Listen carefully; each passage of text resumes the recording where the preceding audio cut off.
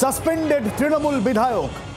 আর যে জায়গায় হুমায়ুন কবির বাবরি মসজিদের শিলান্যাস করেন সেই জায়গায় আজ জেসিবি।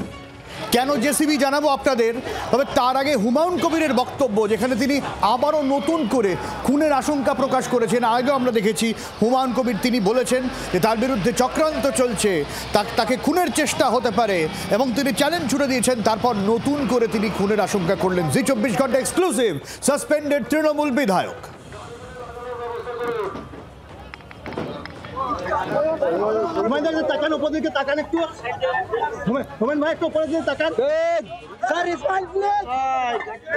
যাবো হাইকোর্টকে, যদি হাইকোর্ট থেকে যদি নওশাদ এত সিকিউরিটি পেতে পারে, তাহলে আমাকে যখন এত থ্রেড আসছে, আমাকে প্রাণে মারার হুমকি দিচ্ছে, আমার বাবরি মসজিদ স্বপ্ন পূরণ হবে না বলছে, আমি এই বাবরি মসজিদ তৈরি করবই।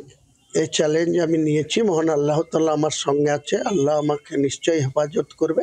তার সঙ্গে আমাকে সাবধানতা অবলম্বন করে চলতে হবে। তাই আমি সিকিউরিটির জন্য অলরেডি একটা প্রাইভেট কোম্পানির সঙ্গে ডিল করেছি।